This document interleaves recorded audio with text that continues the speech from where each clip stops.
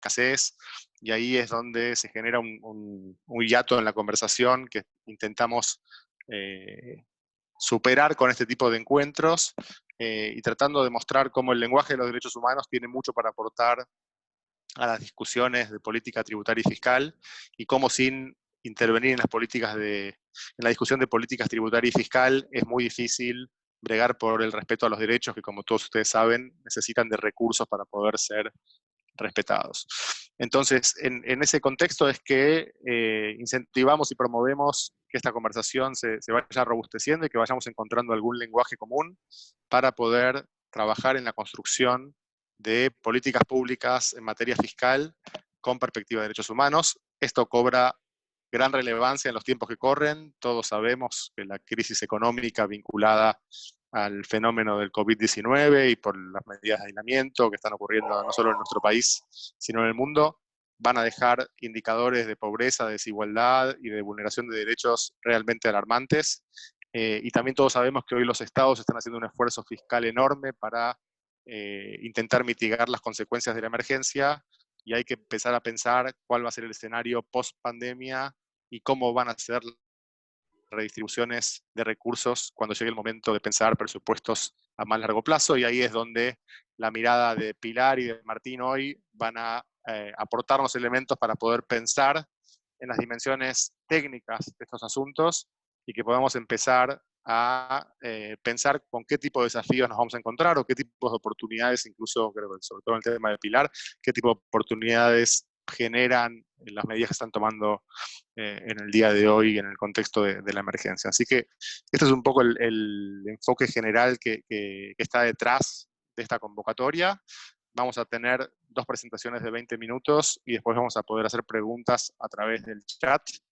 Antes que eso, Julieta Rossi va a hablar unos minutos acerca de algunas resoluciones relevantes que hubieron en el ámbito de los derechos humanos en el contexto de COVID y que tienen que ver con el tema que nos ocupa hoy, y después sí vamos a pasar la palabra primero a Pilar y después a Martín. Así que bueno, muchas gracias y otra vez disculpas.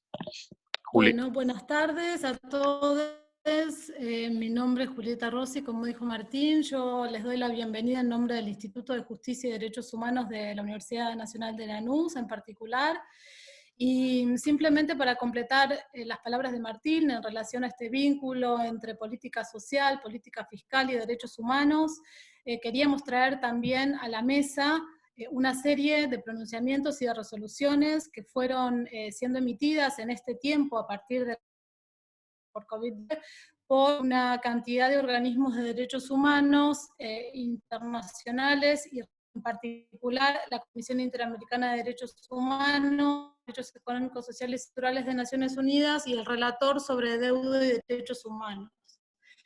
Que estos 3 marcos de esta pandemia, también quizás soluciones previas, han venido emitiendo una serie, digamos, de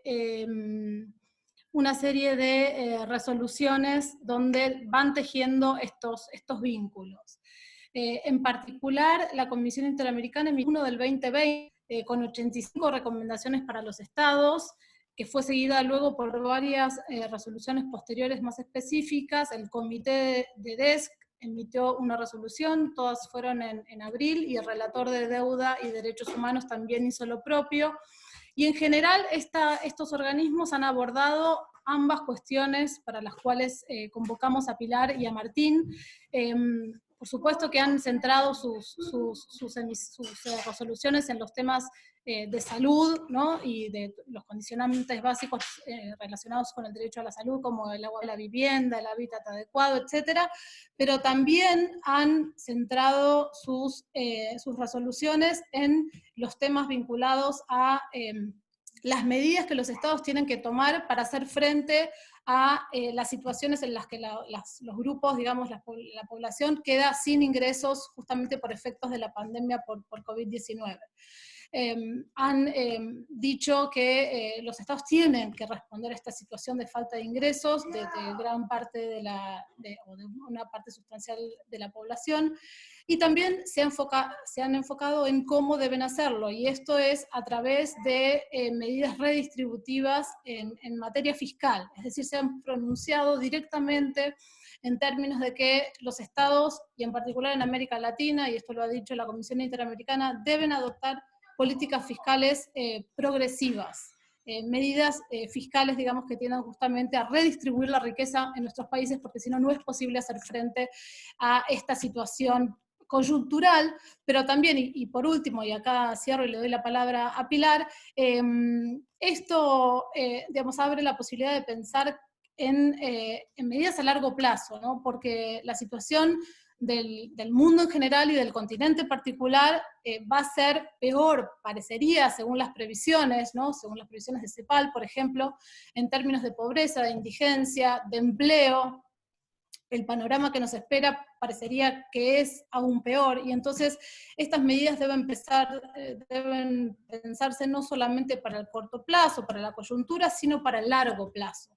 De alguna manera esta es una oportunidad política para que los estados adopten medidas vinculadas a la política social, y en la convocatoria hablamos del ingreso básico universal, ¿no?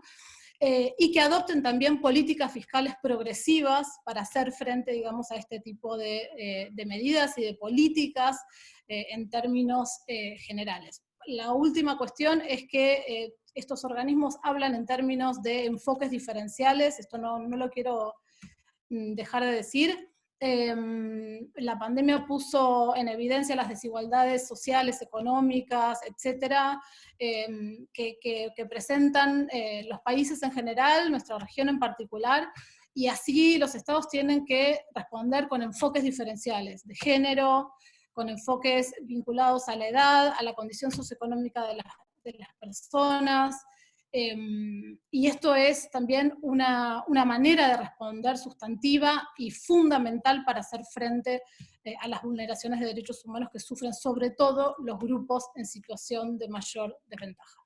Y ahora entonces le doy la palabra a Pilar, que va a ser nuestra primera expositora.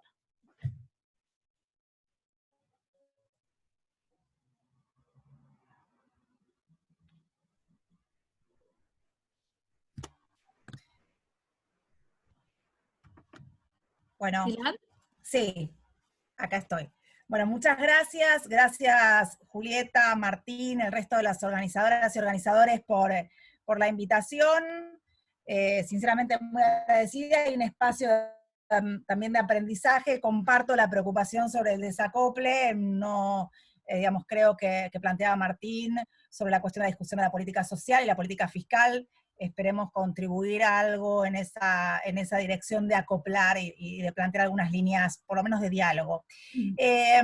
Cuando me planteaban la invitación, un poco mi reacción iba en clave de sugerir algunas primeras aproximaciones a la discusión de transferencias de ingresos en el contexto actual de COVID-19, que está en el centro de la agenda de discusión pública sobre las respuestas estatales en materia de pobreza, diría, transferencias de ingresos a las familias, pero a mí me interesaba ir jugando con el plano de la coyuntura y el plano de las discusiones más estructurales que venimos dando en materia de transferencias de ingresos, por lo menos en el caso argentino, aunque también uno puede extender esto a algunas discusiones regionales o que incluso trasciendan la región.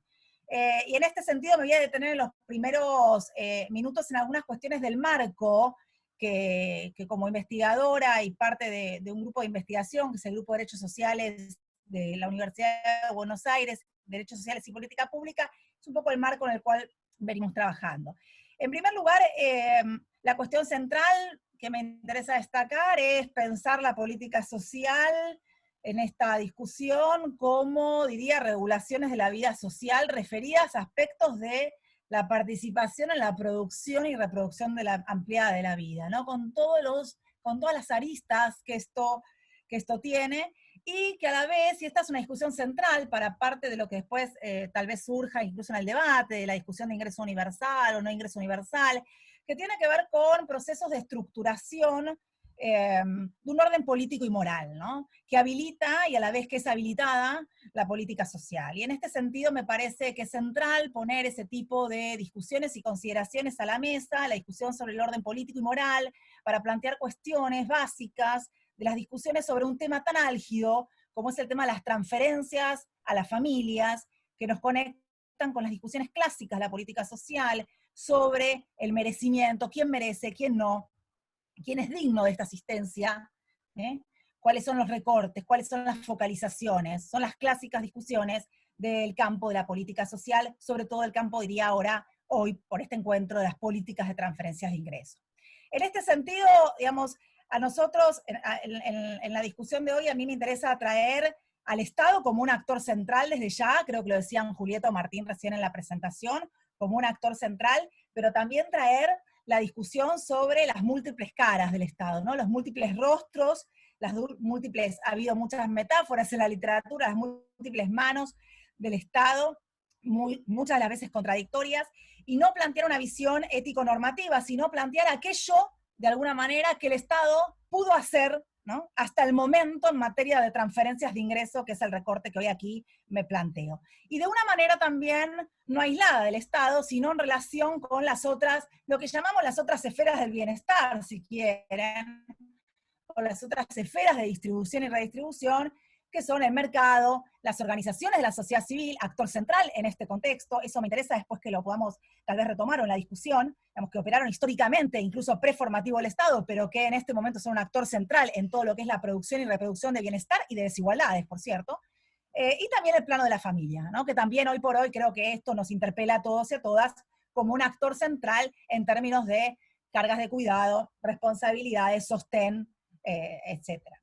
Me interesa dejar anotado entonces, digamos, la visión centrada fuertemente entonces en el Estado, en este Estado con múltiples contradicciones, con múltiples aristas, con múltiples rostros, y me interesa también dejar centrada para la discusión una cuestión que tal vez es por todos conocida, que tiene que ver con el peso del componente contributivo y familiarista, podríamos decir, contributivo, trabajista y familiarista de la política social argentina, desde la constitución de los estados de bienestar, pero digamos en general, desde mediados del siglo pasado en adelante, y con esto quiero decir el peso simbólico y material que ha tenido el trabajo en tanto empleo, en la estructuración de la política social argentina. Y lo digo porque esto luego tiene un impacto directo sobre la forma estructural, la respuesta estatal en un contexto de COVID, pero en general en un contexto por fuera del COVID también. Y atraviesa la discusión sobre qué tipo de esquema de política social estamos también como sociedad dispuestos a darnos. En este sentido, la pregunta central, cuando me convocan por la discusión de transferencias de ingreso que nos hacemos, está vinculada con qué hacer frente a este desacople, llamémoslo, este desacople entre un sistema histórico de políticas sociales estructurado básicamente en la figura del trabajador o trabajadora asalariado, frente a los cambios del mercado laboral, frente a los cambios también en materia demográfica, pero concretamente prefiero centrarme hoy en el caso de las transformaciones de mercado laboral, y sobre todo quiero decir en un contexto de informalidad sostenida que nos está hablando antes del coronavirus de un tercio de la población económicamente activa, en alguna situación de informalidad con todas las variantes que ello tiene. Entonces, desde ya, la situación de COVID-19 nos confronta con una exacerbación de estas problemáticas, pero digamos, dejamos acá asentado que estas problemáticas de cómo hacer para garantizar ingresos a las familias en contextos previos al COVID es una discusión bastante histórica, por lo menos de los últimos 20 años en la Argentina. Y algunas medidas como la asignación universal o como las moratorias previsionales han venido a sortear o a intentar sortear parte de ese acople, logrando mucho éxito en materia de cobertura, me estoy adelantando, pero por lo menos esto lo dejo sentado, en materia de masificación de las coberturas, y tal vez algunas deudas pendientes en lo que tiene que ver con cierta unicidad de ese sistema de prestaciones sociales.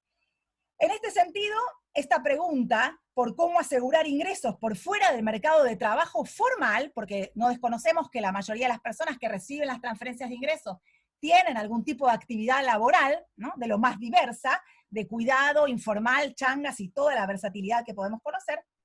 Esta pregunta es algo sobre lo que se habla. Y después seguramente Martín tal vez retome algunas de estas cuestiones desde el punto de vista de la cuestión fiscal, de lo que se habla, pero sin embargo son cuestiones que no tienen gran incidencia fiscalmente, ¿sí? Pero son cuestiones sobre las que se habla porque toca el corazón este tipo de discusiones de aquello que entendemos entonces con lo que es lo legítimamente y lo que no es legítimamente reivindicable y aceptado de ser recibido por aquellas familias que supuestamente no contribuyen al corazón, ¿sí?, de los esquemas trabajistas, tal como mencionaba hace un rato. Esta discusión, retomo, es una discusión histórica.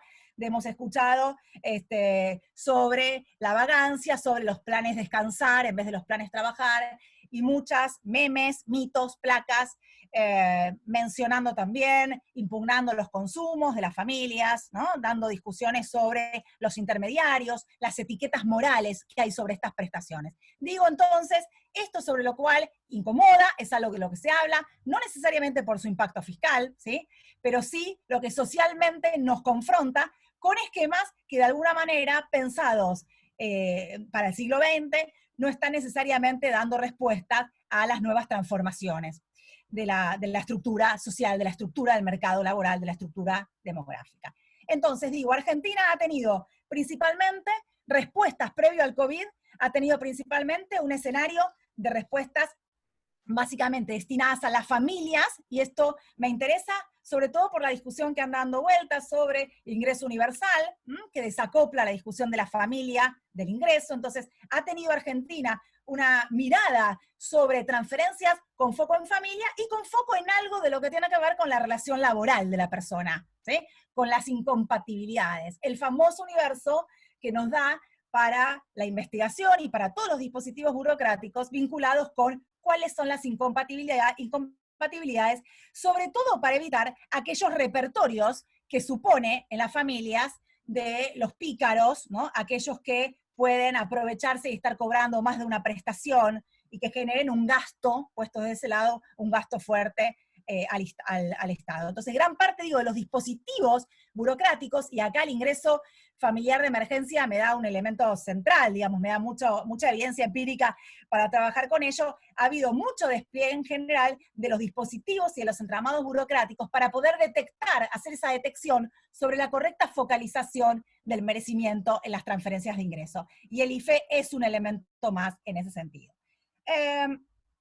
La otra cuestión que me apareció históricamente en la escena tuvo que ver con el problema de la transitoriedad, que también ahora voy a retomar, pero con el ingreso con el IFE aparece nuevamente en la discusión pública. En general, todas estas políticas que hemos tenido en la Argentina, como de transferencia de ingresos, han estado vinculadas con cierta transitoriedad, esta idea del mientras tanto, y ese mientras tanto supone cierta visión medianamente optimista sobre una recuperación potencial del mercado de trabajo y una inclusión de esa población en las tradicionales políticas sociales vinculadas con el empleo formal.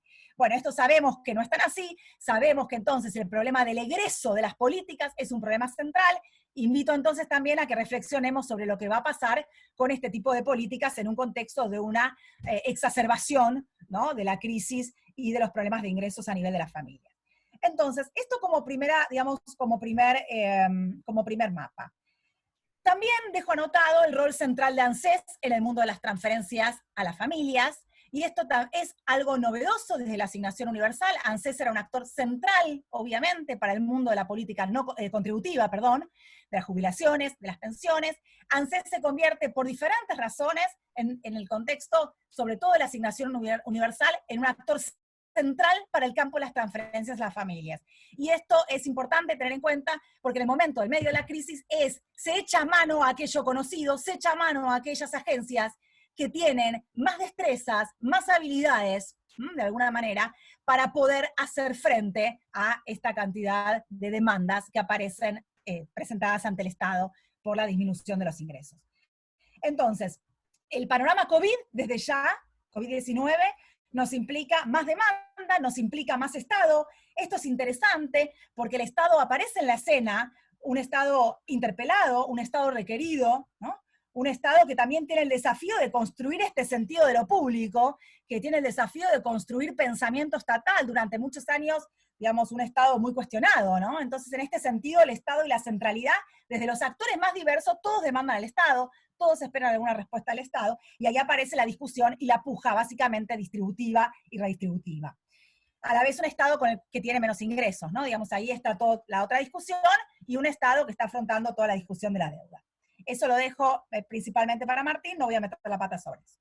Ahora, yo dejo anotado, antes de entrar también a algunas menciones sobre el IFE, que la discusión sobre las transferencias a la familia, ni siquiera me voy a dedicar a la cuestión de las transferencias que están vinculadas con los trabajadores asalariados formales, a las empresas, las transferencias vinculadas con las empresas, digo, la postergación del pago o reducciones de las contribuciones patronales, los salarios complementarios, las medidas como el repro, que tienen que ver con ese sector.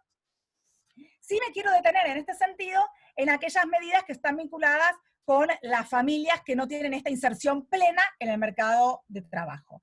Y en este sentido digo, hay otra de las aristas que tuvo que ver con las respuestas estatales frente a esta crisis y la necesidad de cubrir ingresos, que estuvo muy vinculada con mitigar los gastos de los hogares. Y en este sentido, hubo medidas, sobre todo aquellas que tienen que ver con congelamiento de alquileres o de cuotas de créditos de vivienda, o suspensión de desalojos, o suspensión del corte de servicios públicos, que no son directas transferencias, y otras más, digo que estoy repasando muy rápidamente, pero que de alguna manera impactan en lo que tiene que ver con la torta de los gastos de los hogares.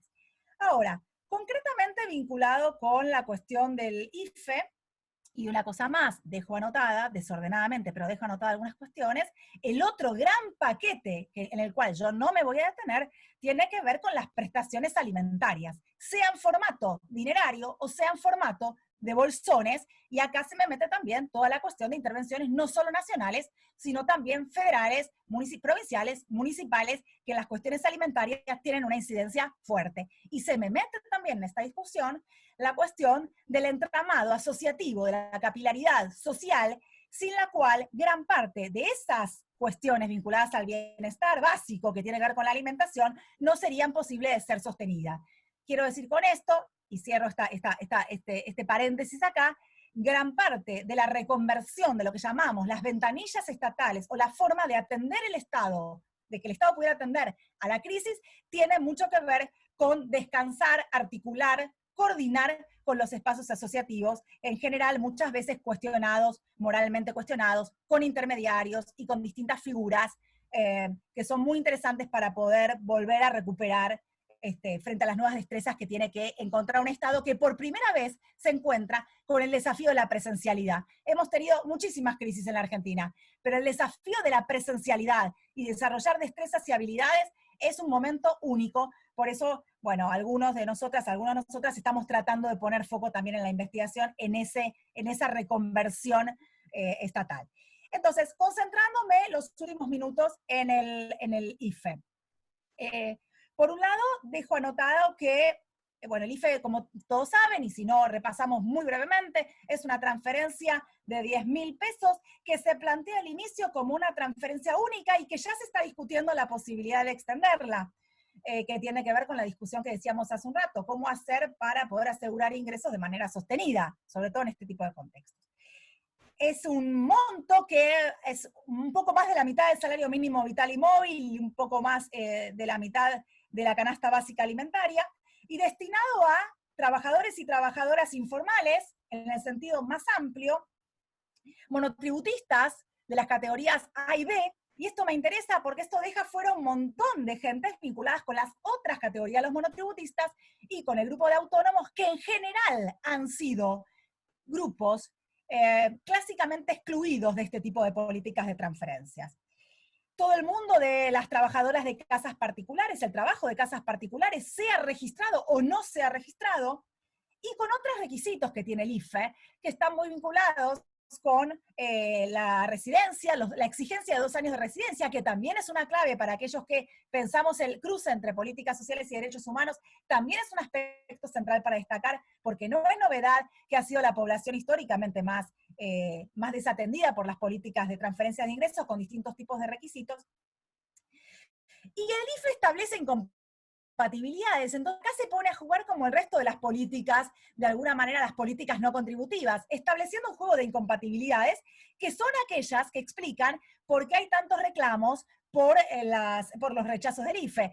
Incompatibilidades con personas que tienen otras prestaciones laborales, otras prestaciones de planes sociales, otros miembros del grupo familiar con algunas de estas prestaciones. Y esto es central porque entonces, nuevamente, no digo que esto sea ni bueno ni malo, digo, pongo la lupa sobre señalar que el IFE sigue mirando, tal como su nombre le indica, no estoy diciendo nada original, sigue mirando el grupo familiar. Y esto genera muchos problemas, porque además los grupos familiares son muy dinámicos, y en este sentido, gran parte de los problemas que hemos tenido en los 4 millones de rechazos tienen que ver con personas que en realidad estaban separadas, pero que no estaban formalmente separadas, o no estaban divorciadas, o que ANSES no lo había captado en sus bases de datos como formalmente divorciadas, y entonces los mide como un mismo grupo familiar. Entonces, la cuestión del grupo familiar, diría, nos ha llevado gran parte de la cuestión de la discusión sobre el IFE.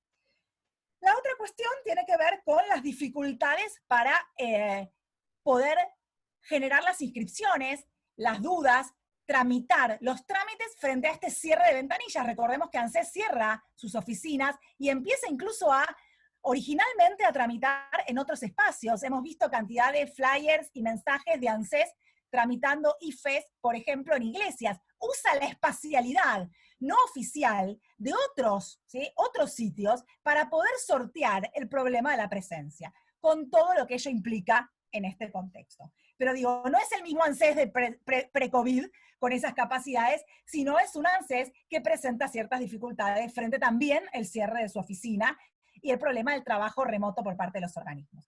De todas maneras, aún frente a todo esto, el IFE cubre en muy poco tiempo, por lo menos se le otorga, no estoy queriendo decir con esto que efectivamente se lo pague, porque hay muchos problemas vinculados con los pagos, un número nada más y nada menos que 8 millones casi de prestaciones. Digo, lo cual es inédito en la política social argentina, de lo cual gran parte son los receptores y receptoras de la asignación universal por hijo, de la asignación por embarazo. Y otros 5 millones y pico, 2 millones y medio son esos, 5 millones y medio son ingresantes nuevos. Estos ingresantes nuevos son principalmente el sector considerado globalmente como sector de la informalidad, monotributistas de bajos ingresos y minoritariamente trabajadoras de casas particulares. Pero quiero decir con esto, lo que mejor incluso funcionó fue el pago a los trabajadores también y receptores de las asignaciones universales. El Estado se vale y echa mano de lo que ya estaba consolidado, que es la UH, con una política de hace 11 años de consolidación, para poder enseguida llegar a esta prestación, a esta población. Y se superponen prestaciones, pero prestaciones que aparecen como compatibles. Entonces, efectivamente, como se está discutiendo un poco en el escenario público, hay familias que tienen múltiples prestaciones, porque son las familias, seguramente, o un grupo de familias que están en la peor de las situaciones. Entonces, tenemos por afuera un ingreso inédito de 5 millones y medio de personas, con grandes problemas. Se está por acabar mi tiempo, pero dejo sentadas algunas cuestiones, con grandes problemas en materia de pago, porque además mucha de esa gente no estaba bancarizada, y ahí se aparece el otro de los grandes problemas en política de transferencias de ingresos, que tiene que ver con el problema de la bancarización.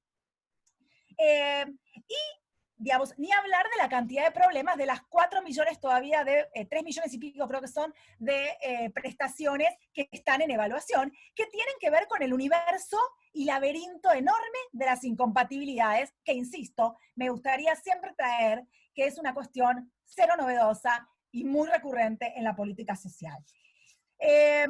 Como últimas cuestiones, como para dejar por lo menos sentada. La rápida llegada, por lo menos la rápida asignación, es un tema que me parece, central. Las exclusiones recurrentes, yo mencionaba el tema migrantes, el tema de las personas que no tienen regularizada la documentación, argentinas sin regularización de la documentación, ¿sí? que son barreras de acceso típicas y que todavía, digamos, eso sigue persistente a lo largo de los años. La otra cuestión tiene que ver con el problema del grupo familiar. El grupo familiar, insisto, ha terminado por constituirse en una barrera en muchas cuestiones para el acceso, aunque no se responda con la, entre comillas, realidad del grupo familiar, ¿sí? El problema de cómo el Estado registra ese grupo familiar. Y la cuestión de la transitoriedad. La cuestión de la transitoriedad que hoy por hoy está puesta en juego, ¿no? Digamos, está puesta en juego. En este sentido, y la permanente redefinición. Si esto es parte, característica de la política social no contributiva, de los planes, que todo el tiempo cambian de nombre, que se redefinen, que nosotros vamos atrás corriendo para ver cómo son las nuevas incompatibilidades, reglas, criterios focalizadores, obviamente el IFE no se va a quedar atrás de esto. Desde ya, en un contexto encima de emergencia y de no presencialidad estatal y de todas las destrezas que hay que crear, bueno, hubo varias de las incompatibilidades y los requisitos que se fueron armando desafiando esta idea tradicional de la ciencia política de que viene el diseño, después la implementación, ¿no? Que se va armando un poco digamos, en el andar. Frente a esto, por lo menos dejo planteado para cerrar, está la discusión en varios países de la región, está la discusión a nivel de Europa también, sobre la salida de un ingreso universal que desvincule la cuestión laboral, digamos, la mirada sobre la relación laboral y que desvincule la cuestión familiar. Es ese doble movimiento el que hace la propuesta, digamos, del ingreso universal por adulto, pero que requiere de un montón de cuestiones, que requiere, ahí sí, que no estemos tan desacoplados aquellos que pensamos la política social de la política fiscal, porque un ingreso universal requiere como base la discusión para no seguir desigualando la discusión de la política fiscal, y sobre todo, y con esto termino, y sobre todo requiere de actores sociales y políticos que traccionen este tipo de demandas, y que acá es la famosa pregunta que se viene dando hace ya más de 20 años en la política social: ¿quién tracciona? ¿Quién defiende? ¿Qué sujeto político se pone en los hombros la discusión de la universalidad, ¿no? ¿Hasta qué punto el escenario de COVID, una cosa es que nos hubiera agarrado con esto ya armado, otra cosa, hasta qué punto este escenario, incluso con un Congreso funcionando todavía de manera digamos, más incipiente, ¿no? Artesanal, de qué manera se puede dar esta discusión que implica efectivamente tocar varios andamiajes de la política social y de la política fiscal. Pero no me parece menor traer a la discusión esto, porque es una discusión que de a poco, a pesar de que las políticas han ido en otro sentido en la mayoría de los países de la región, es una discusión que aparece en agenda como necesaria. Dejo acá y retomamos cualquier cosa en las otras intervenciones.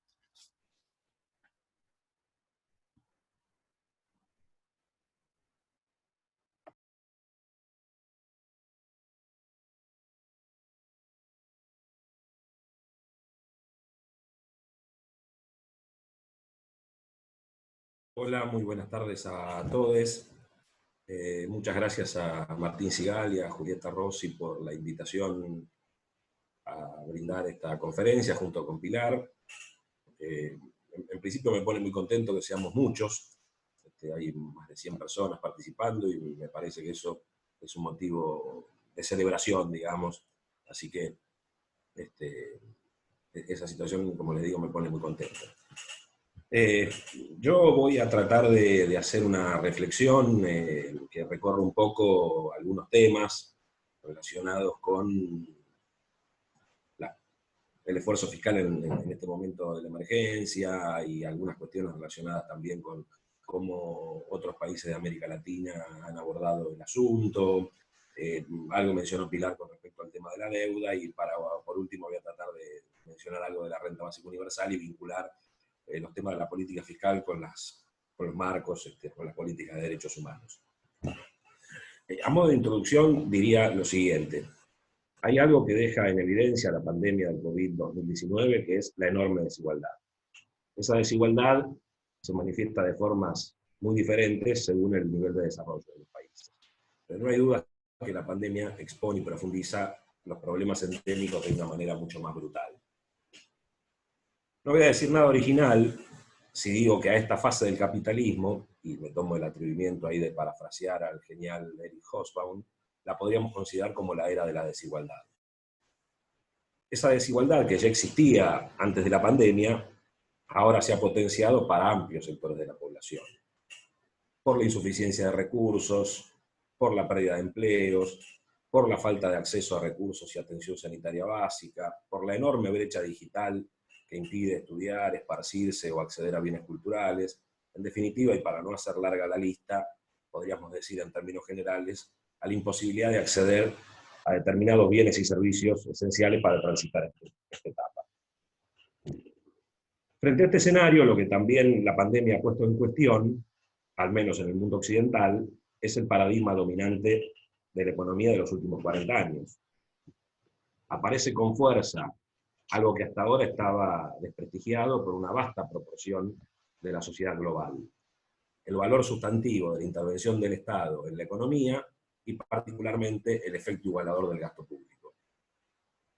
En ese sentido, por ejemplo, las erogaciones en salud pública, en ciencia, en desarrollo tecnológico, en innovación, entre tantas otras, aparecen claramente reivindicados. Incluso hemos visto cómo en la emergencia se cuestiona fuertemente aquí y en otros países del mundo la independencia y la falta de coordinación con la que se mueven los sistemas de salud privados, e incluso la necesidad de recentralizar y poner a disposición del sector público la infraestructura y el conjunto de los recursos en materia sanitaria. Podríamos decir que a esta altura pareciera que algo más o menos va quedando un poco más claro, y es que no va a ser el mercado el protagonista que nos haga salir de esta situación crítica. En los países desarrollados de Occidente, muchos de ellos fueron cuna y origen de la fase neoliberal del capitalismo, también tiene, por ejemplo, un reverdecer el uso de la emisión monetaria como una forma de financiar las políticas para hacer frente a la caída de la recaudación y también a la caída de la producción y el consumo. Este mecanismo de emisión monetaria era algo que hasta hace poco tiempo era considerado un pecado mortal por las reglas de austeridad fiscal y monetaria que imponía la troika que conformaban el Banco Central Europeo, el Fondo Monetario Internacional y la Comisión Europea. Y como estamos viendo en estas últimas semanas, no solo los países más desarrollados, los países de Europa y Estados Unidos están apelando fuertemente a la emisión monetaria, sino que también lo hacen de una manera importante en muchos países de América Latina, entre ellos nuestro país. En Argentina, como en toda América Latina, venimos de 40 años de un bombardeo ideológico e incluso de muchos años de políticas públicas que fueron impulsadas por antiestatistas, neoliberales y monetaristas. Y es ahí donde el gobierno del presidente Alberto Fernández, en donde en los primeros meses estuvo muy enfocado y con un objetivo prioritario que era reestructurar la enorme y asfixiante deuda externa, un tema al que voy a volver en unos minutos, frente a este nuevo escenario mundial, ha encarado una batería de medidas en el plano fiscal con una visión no ortodoxa. Cuando nos referimos al tema de la deuda, lo primero que tenemos que decir es que, lamentablemente, la deuda ha vuelto a ser, como lo fue durante muchísimos años, el condicionante del conjunto de la política económica. El macrismo ha generado lo que algunos consideran, y yo me encuentro entre los que piensan eso, el tercer ciclo largo del endeudamiento externo argentino. En 2019, casi 20 pesos de cada 100 que gastaba el Estado Nacional fueron destinados a los servicios e intereses de la deuda. En 2015, esa proporción, esa relación era de 7 pesos de cada 100. Es decir, que en poco más de 3 años y medio, 4 años, la relación de los servicios e intereses de la deuda sobre el presupuesto nacional casi se triplicó. Vale la pena recordar que lo que está en discusión en estos días, que es la reestructuración de una parte de la deuda, es solamente eso, es una parte de la deuda. Es el 20% de la deuda total, es la deuda de los tenedores privados emitidas en moneda extranjera y bajo legislación extranjera. La propuesta de reestructuración que ha hecho el gobierno tiene un sentido razonable y lógico. Es razonable y lógico que el gobierno intente reducir esa carga de intereses los próximos años para ganar espacio fiscal. Incluso hasta el propio Fondo Monetario Internacional acompaña la idea de que es momento que los acreedores den un respiro a su codicia porque esos recursos que se iban por la canaleta de los intereses de la deuda, van a ser necesarios no solo para enfrentar esta emergencia, sino para el proceso de recuperación de la actividad económica en la pospandemia. Así que yo tengo una enorme expectativa en lo que está sucediendo en estos días, en estas semanas, con el avance del proceso de reestructuración y de renegociación, y espero que termine de una manera exitosa, más allá de los tironeos, los idas y vueltas que existen en cualquier negociación, porque me parece que eso le va a permitir a la Argentina ganar un poco de espacio fiscal para los años futuros. Gran parte de las medidas que anunció el gobierno como mecanismo de contención económica durante la pandemia, en realidad lo que han hecho es poner algo de justicia frente a una crisis que ya existía antes de la pandemia. Y yo, digamos, para simplificar un poco, diría que las decisiones adoptadas por el gobierno tienen dos grandes objetivos. Por un lado, aquellas que están destinadas a sostener la demanda. Y ahí podríamos poner el ejemplo del otorgamiento de los bonos de suma fija a jubilados, a pensionados, a beneficiarios de la asignación universal por hijo y de planes sociales. Lo que ya comentó Pilar, que es la puesta en marcha, a mi juicio, de un módico ingreso familiar extraordinario de emergencia, lo digo módico por el monto, principalmente.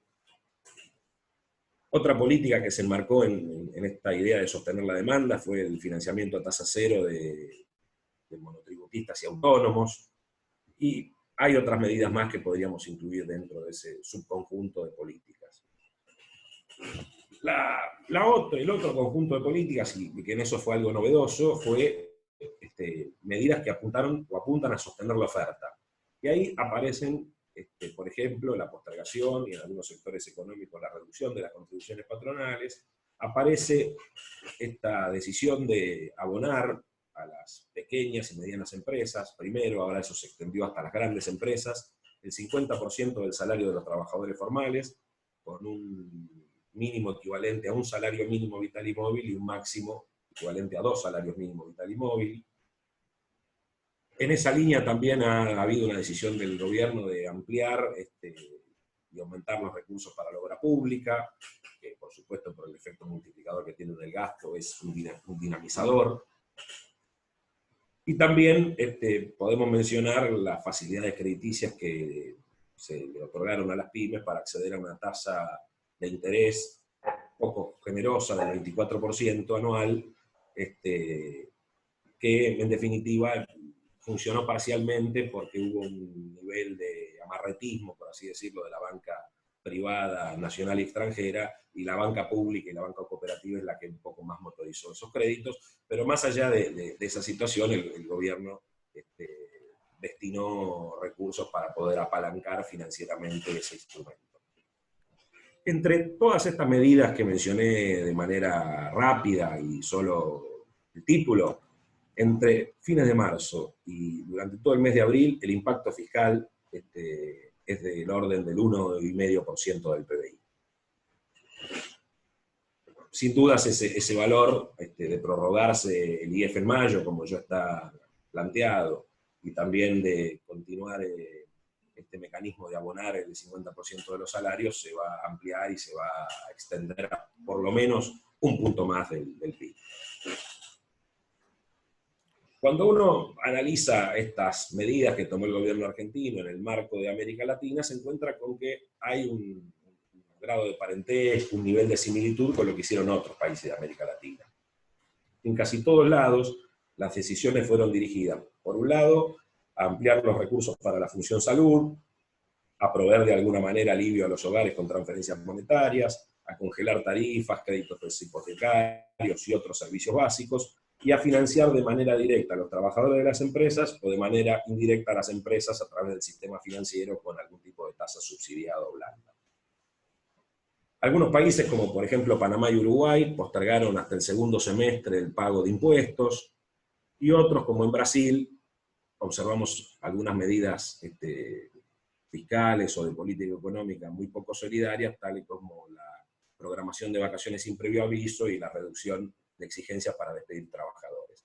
Pero en el conjunto de los países de América Latina, en general, las orientaciones de las decisiones de política fueron las que mencioné antes. Ese cuatro conjunto de aspectos que estaban relacionados con incrementar los recursos para la función salud, proveer alivio a los hogares por transferencia, vía transferencias monetarias, congelar tarifas y acompañar el sostenimiento de la demanda y de la oferta, sosteniendo principalmente el empleo formal. Según las estimaciones del Banco Interamericano de Desarrollo, la batería de medidas fiscales en el promedio de América Latina es del orden de los 2,5 puntos del PIB. Pero en muchos casos esa estimación se basa en los anuncios realizados por los gobiernos y que, a mi juicio, muchos están sobrevaluados y no necesariamente muchos de esos se hayan concretado a la fecha. En el caso de las decisiones del gobierno argentino, aún con las dificultades que comentaba Pilar, en la gestión del ANSES, aún con la complejidad que tiene, por ejemplo, el programa de atención al trabajo y a la producción de la FIP para abonar el 50% del salario de las empresas, todas estas medidas que comenté antes ya están en marcha, ya están siendo ejecutadas, y incluso en algún sentido ya van por la segunda fase. ¿Qué quiero decir con esto? Que lo que ha hecho Argentina hasta ahora no es poco, pero a mí por lo menos no me cabe ninguna duda que ese tipo de ayudas deberán incrementarse, ya que de mínima hay que sostenerlas durante un largo tiempo, y además me parece que de persistir esta situación será necesario que todos esos fondos se amplíen y se magnifiquen. Volviendo un poquito al tema de la desigualdad que planteé al inicio, ¿no? En casi todos los países de América Latina la distribución del ingreso, medida por el índice de Gini, mejora con el conjunto de la intervención de la política fiscal, es decir, la política de impuestos y gastos. Pero el sistema tributario aporta muy poco a esa mejora, porque en la mayoría de los países de la región el sistema tributario es de carácter neutral, es decir, deja la distribución del ingreso casi igual a que como viene del mercado. Lo que mejora enormemente el Gini es el gasto público, y principalmente el gasto público social, el gasto en educación, en salud, en asistencia y en previsión social.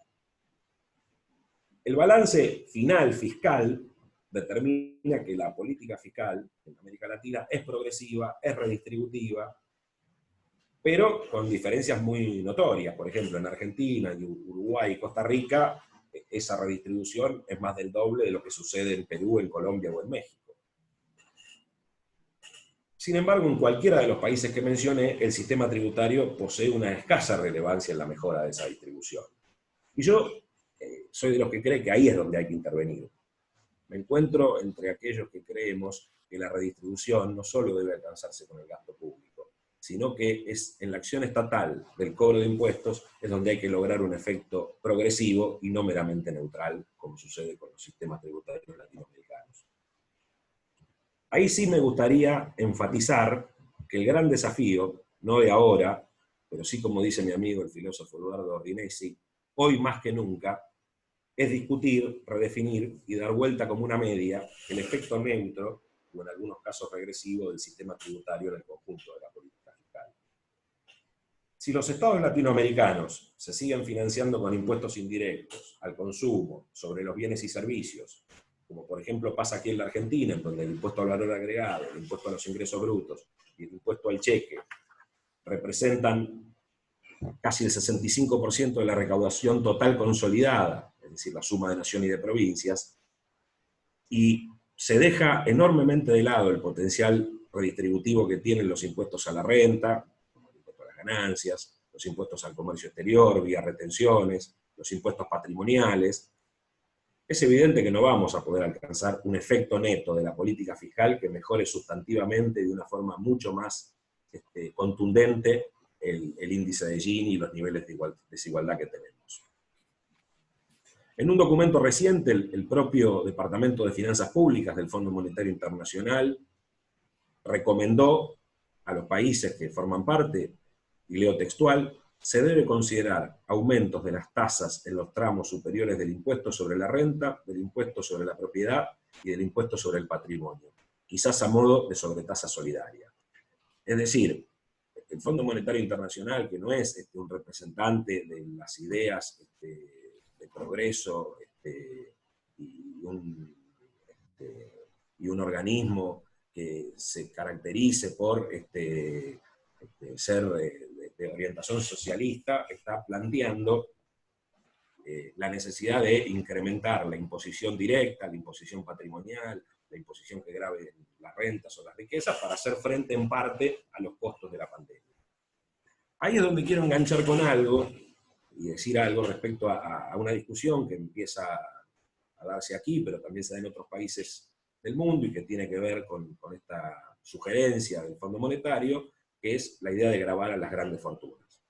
Esa idea no es una originalidad argentina, al menos existen iniciativas de este estilo en España, en Italia, en el Reino Unido, en Suiza, en Rusia, en Brasil, en Perú, en Bolivia, en Chile. Lo que sí tiene de peculiar en nuestro país la iniciativa es que la motoriza el partido de gobierno.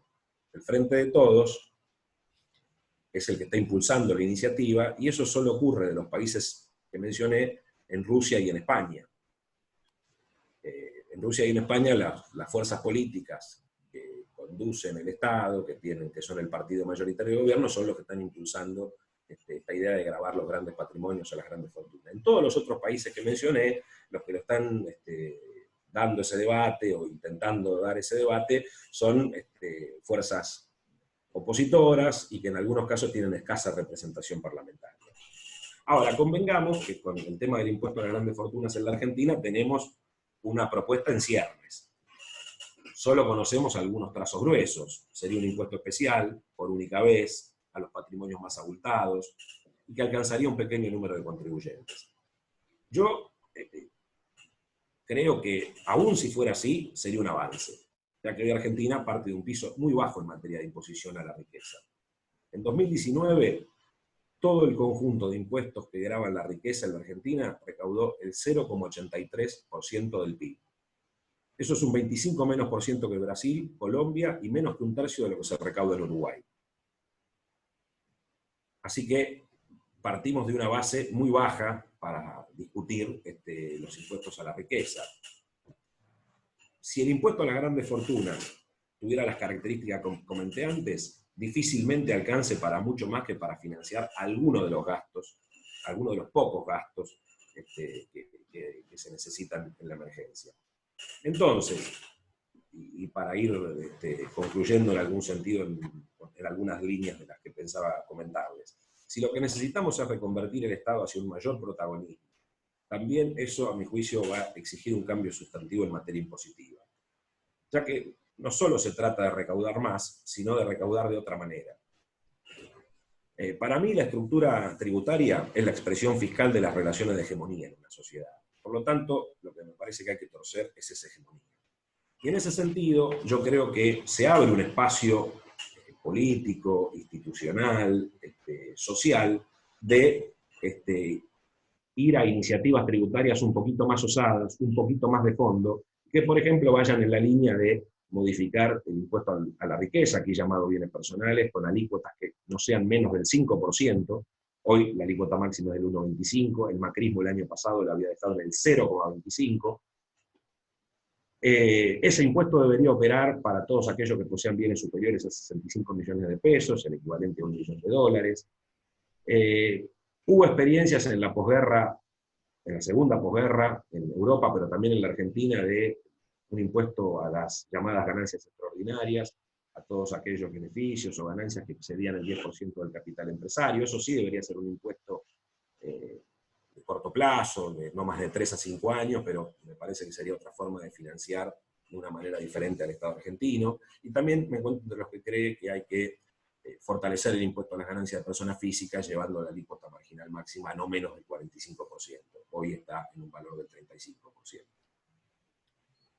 En nuestro país, el 10% más rico de la población tuvo en promedio ingresos 20 veces superiores al 10% más pobre.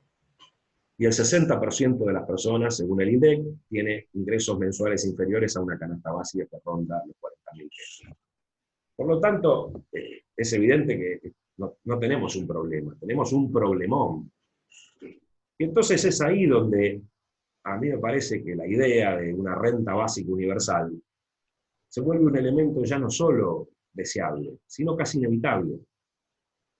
Si bien, como mencionaba Pilar, En materia de política de ingresos, desde hace 11 años existe la asignación universal por hijo, que alcanza millones de beneficiarios, que fue un piso muy importante, y ahora se implementó el ingreso familiar de emergencia, que también al principio era por única vez, pero ahora se va a postergar una vez más, y probablemente ya hay iniciativas que están planteándolo sostenerlo durante al menos 6 meses.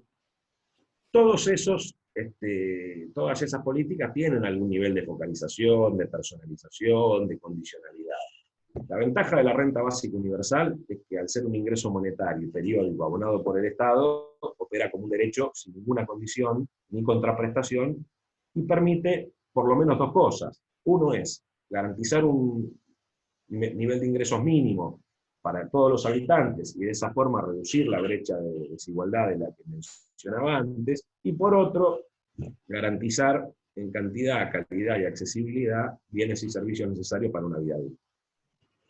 Así que, por esa razón me parece que es importante ir avanzando hacia la línea y hacia la dirección de un ingreso, de una renta básica universal. De hecho, la CEPAL, la Comisión Económica para América Latina de Naciones Unidas, sacó un documento reciente que impulsa que los gobiernos latinoamericanos primero establezcan un ingreso básico de emergencia por 6 meses, y que eso sea la base o el piso para ir a un esquema de renta básica universal. Ahora sí, para ir terminando, si todos nosotros defendemos y militamos por una sociedad mejor, más igualitaria, más justa, en definitiva una sociedad donde se garanticen los derechos humanos, abordar cómo la política fiscal contribuye a ese objetivo me parece que es algo vital. Porque en general, la posibilidad de concretar o alcanzar algún cierto umbral de derechos económicos, sociales, culturales y ambientales siempre está asociada o emparentada con la política de gasto público. Y yo celebro que organizaciones de la sociedad civil como la CIG, el CELS, la Red de Justicia Fiscal y otras impulsen un conjunto de principios y directrices para vincular la política fiscal y los derechos humanos. En ese sentido me parece un avance y un aporte muy valioso que se hable cada vez más de la política fiscal en su conjunto, y en particular de los impuestos como una forma de garantizar los derechos humanos. Yo creo que hay que rechazar la pretensión de identificar una reforma tributaria solamente con los cambios legislativos que la originan. A mi juicio, cualquier reforma fiscal profunda debe vincularse con el modelo político y económico que se pretende llevar adelante para organizar a la sociedad. Y pienso también que el gran desafío es generar un marco para que los estados latinoamericanos, en todos sus niveles, puedan comprender, internalizar y poner en marcha mecanismos tributarios que vayan en la línea de concretar una verdadera justicia fiscal y social. Darle una fuerte progresividad al sistema tributario vía impuestos a la renta, al patrimonio, a las actividades extractivas y contaminantes, y combatir la evasión, la fuga de capitales y la ilusión tributaria, creo que son aspectos fundamentales para avanzar en esa agenda de reformas progresistas. Para ir terminando, y con esto quiero ir cerrando la exposición y dar lugar a preguntas y al debate, yo creo que tanto en nuestro país como en el resto de América Latina, necesariamente debemos enfrentar en todos los campos de política a la fracción más concentrada del ingreso y la riqueza para poder tener un sistema tributario más justo, más equitativo y poder financiar políticas públicas que garanticen niveles de ingreso para el conjunto de la población. Bueno, nada más, muchas gracias por escuchar.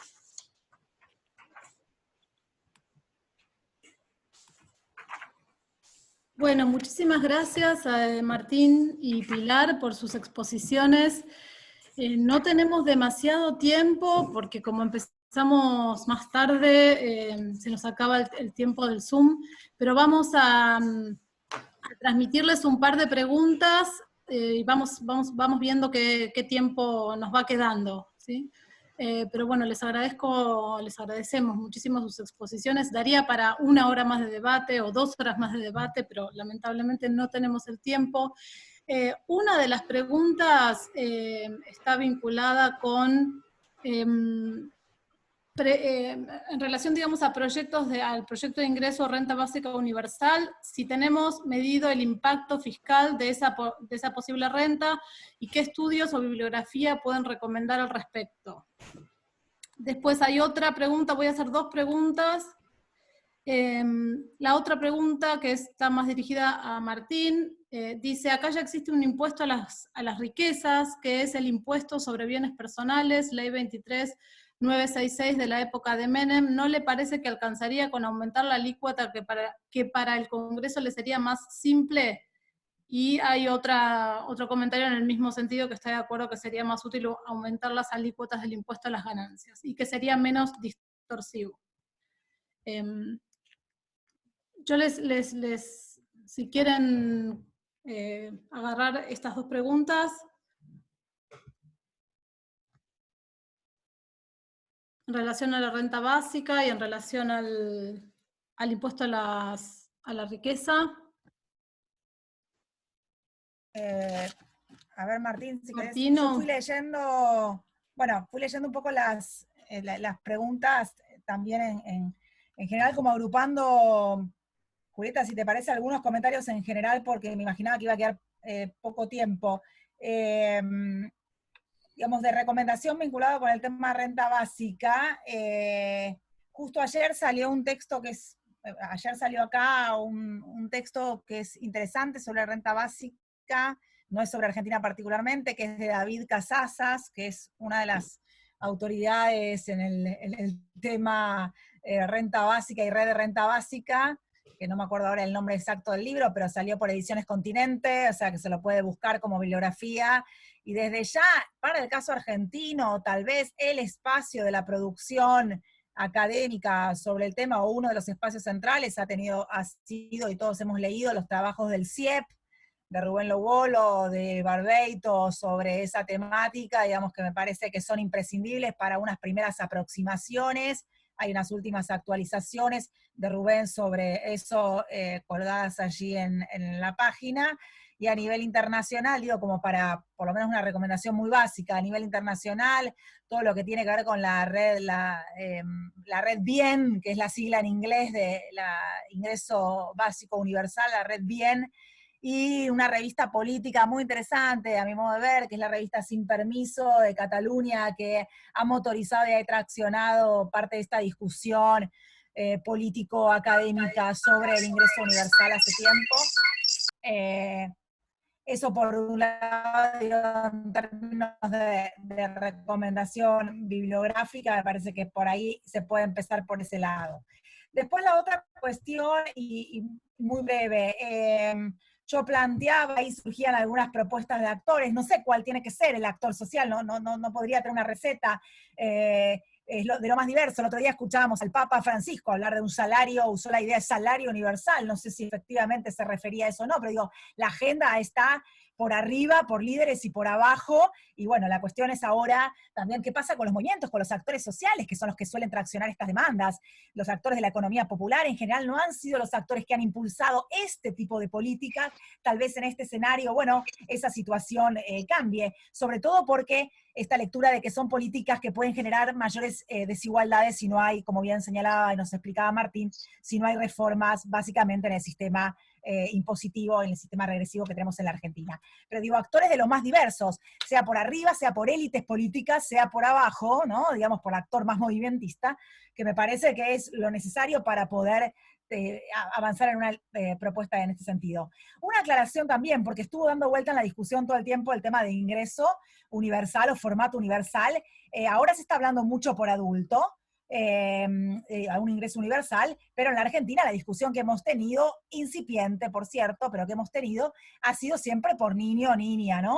Digamos, ingresos por niñez. Los pocos avances de discusión que hemos tenido han tenido que ver con niñez, y en ese sentido no estamos tan lejos de una concreción de ese tipo de espíritu, porque Argentina tiene una masividad, casi un 90% en la cobertura de niños, niñas y adolescentes en materia de transferencias, que es realmente significativa. Lo que sí tiene desde ya es un sistema altamente fragmentado y por lo tanto genera inequidades en términos de que cada uno de los sistemas tiene prestaciones diferentes, exigencias diferentes, montos diferentes. Con un cuadro de ese tipo no podríamos pasar 5 horas acá discutiendo, y estoy pensando en asignaciones familiares del Estado Nacional, de los estados provinciales, de las pensiones no contributivas, la asignación universal, en las deducciones por hijo del impuesto a las ganancias, por cierto. Entonces, digamos, todo lo que la torta de lo que se reparte por transferencia por tener hijo o hija, que en este sentido es central rediscutir también a la luz de la discusión sobre universalidad. Entonces digo, separaría también la discusión por adulto y la discusión por niño, de la cual creo que incluso estamos bastante más cercanos. Y por último, dos cosas. Tampoco le podemos pedir todas las transferencias. En general, cuando se habla de ingreso universal, de algún tipo de formato universal, pareciéramos todos caer en la tentación de estar pidiéndole la solución de todos los males a las transferencias. Es solo un elemento de lo que hace a la provisión de bienestar de las familias. Y en definitiva, creo que esto nos lleva a la discusión, el principio más básico, la discusión sobre justicia. Insisto con la pregunta de qué sociedad queremos, qué estamos dispuestos a sostener, digamos, ¿no? ¿Qué estamos dispuestos a sostener? Que ahí sí nos vincula claramente la discusión sobre justicia, política social y materia impositiva que planteaba Martín previamente.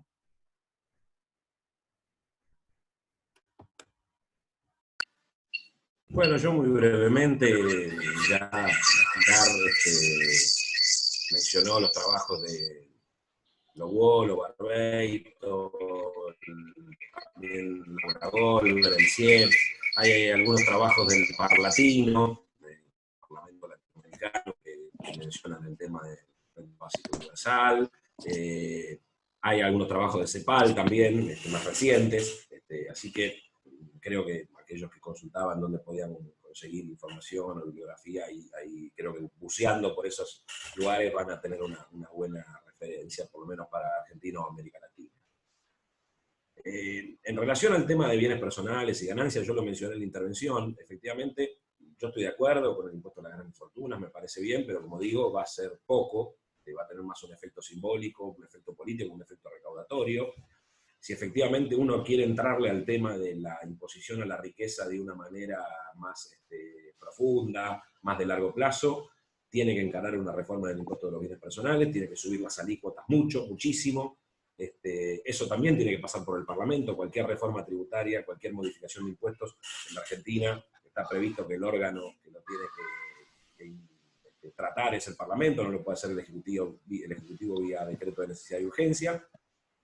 Con relación al impuesto a las ganancias, también lo dije, las alícuotas en Argentina para las personas físicas, la del 35% es de las más bajas de la región. Países como Chile y México, que no se caracterizan por tener sistemas tributarios potentes, tienen alícuotas más altas y tienen incluso mejor progresividad fiscal, aunque sean sistemas tributarios más endebles o menos potentes o que tengan menor presión fiscal global.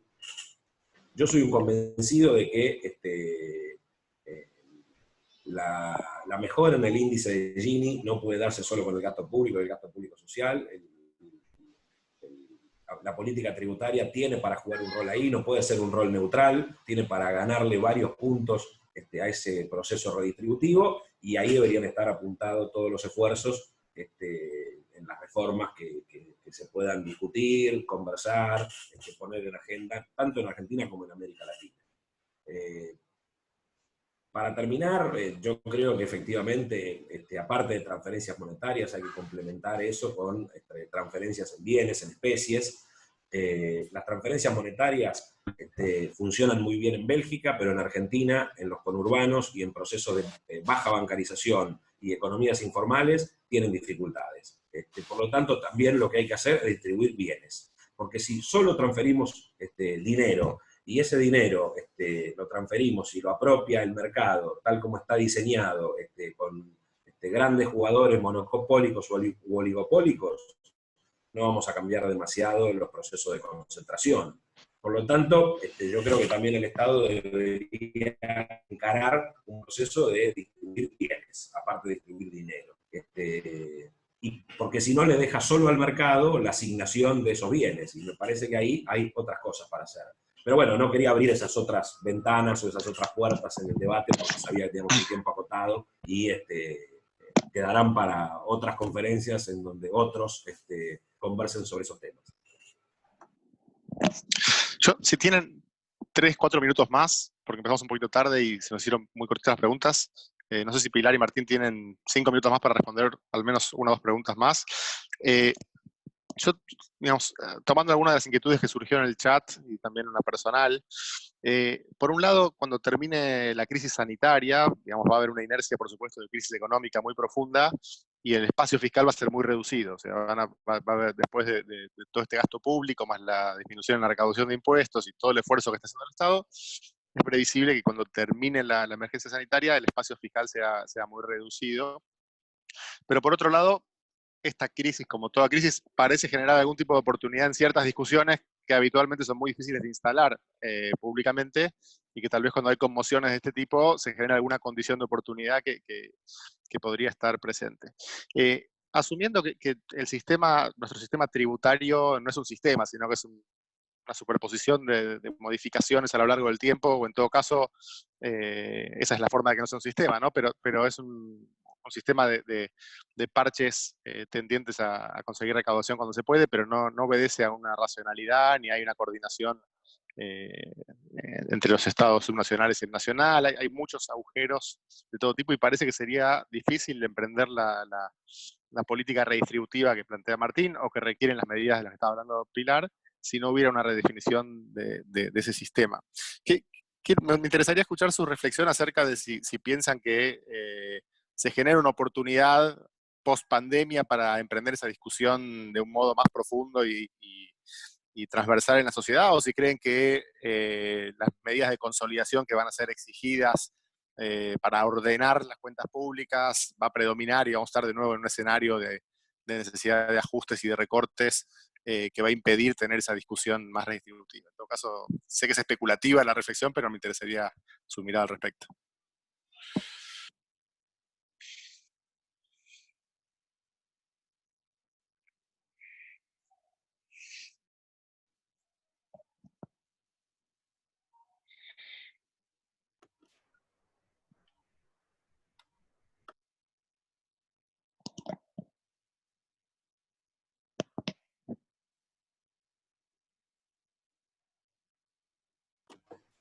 Bueno, no sé, Pilar, ¿querés contestar vos primero? ¿Voy yo? Como quieras. Contestá tranquilo. A ver, el sistema tributario argentino tiene tantos parches como otros sistemas latinoamericanos. En general, por eso yo lo dije, me parece que hay que quitar la pretensión de suponer que una reforma tributaria va solo de la mano de un proyecto de ley, o varios proyectos de ley, o varias leyes que solo se discuten y se sancionan, o que interviene el Parlamento, se sancionan y listo. La CEPAL habla de un concepto que a mí me gusta bastante, que es la idea del pacto fiscal o del consenso fiscal, en donde hay que involucrar a el Estado, las empresas, los sindicatos, diferentes grupos de intereses, etcétera, etcétera, como para ordenar esa discusión. Me parece a mí que hay una oportunidad, y la pandemia y la pospandemia van a dejar una oportunidad para una orientación de reforma progresista del sistema tributario. Si se va a abordar o no, y con qué profundidad, eso ahí no me aventuro, no me arriesgo a hacer un planteo o aventurarme a arriesgar el resultado de eso. Si vamos a tener un proceso de ajuste fiscal por las reformas que van a pedir algunos organismos multilaterales, bueno, de eso va a depender un poco cómo resulte la negociación de la deuda esta que está en ciernes. Pareciera que el Fondo Monetario Internacional, que es otro acreedor muy importante de Argentina, que es un acreedor institucional, tiene una posición un poco más flexible, un poco más menos rígida que años anteriores, e incluso eso se ve también en el Banco Central Europeo, en la Reserva Federal Norteamericana, etc. Así que probablemente quizás por ese lado tengamos algún respiro durante un tiempo también, como para que no haya una exigencia a un ajuste del gasto muy significativo.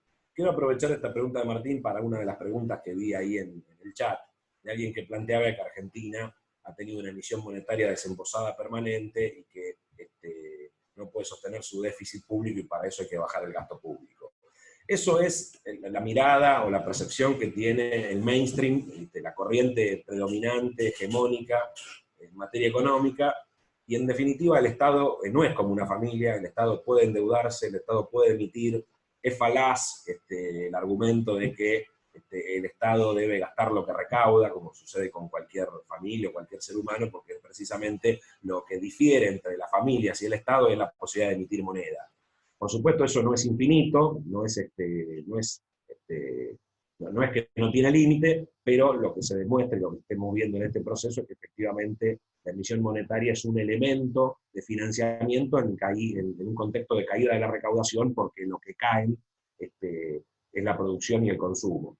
Cuando en un mundo como el que estamos viviendo, la producción y el consumo se derrumban, es evidente que utilizar impuestos que gravan flujos no es la mejor estrategia tributaria. La mejor estrategia tributaria en un contexto en donde se reducen el consumo y la producción es gravar los stocks. Por eso me parece que gran parte de la discusión en Argentina y en otros países del mundo está puesta el foco en gravar patrimonio, renta y algunos otros componentes de lo que son stocks y no flujos.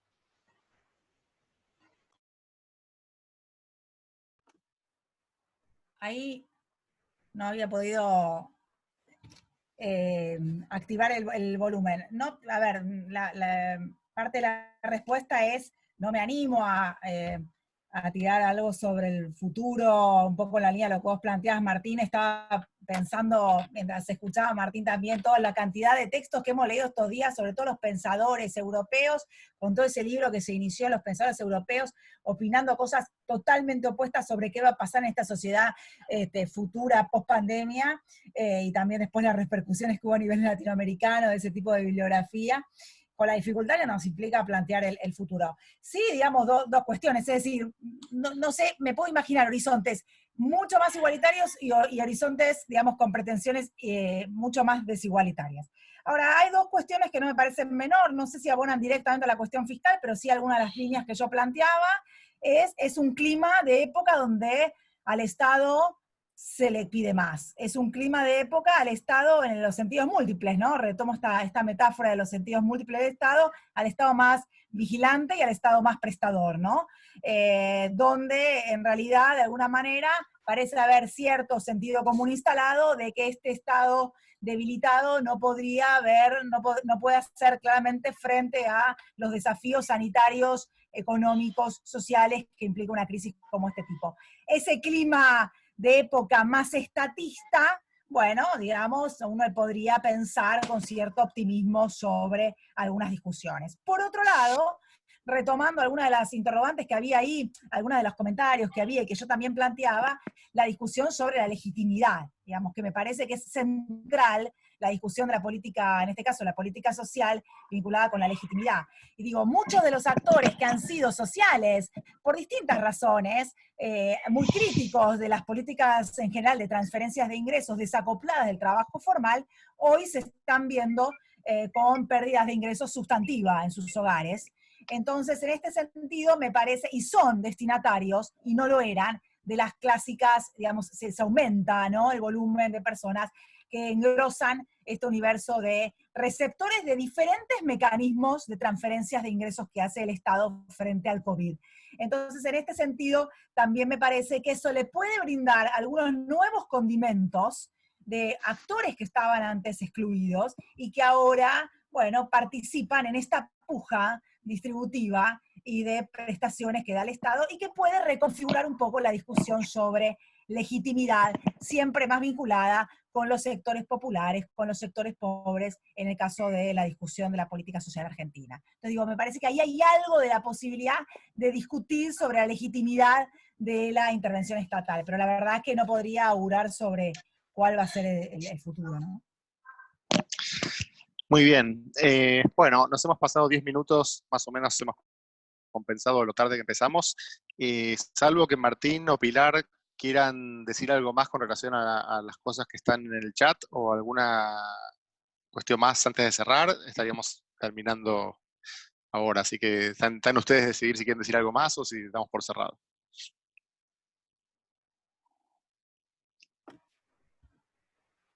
Pilar, estás abierta ahí. Por mi parte... Perdón. No, breve, no, al contrario, digamos, yo creo que viendo el chat más o menos fue todo encarado, así que al contrario, agradecerles a ustedes la invitación, el espacio, y cuando quieran podemos continuarlo. Y gracias a Martín, un placer también. Muy bien, Martín.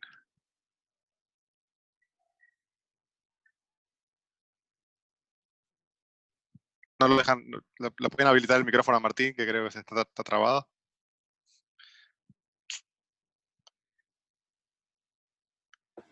Ahora sí. Ahí está, ahora sí. Una sola cosa muy cortita en una de las preguntas del chat.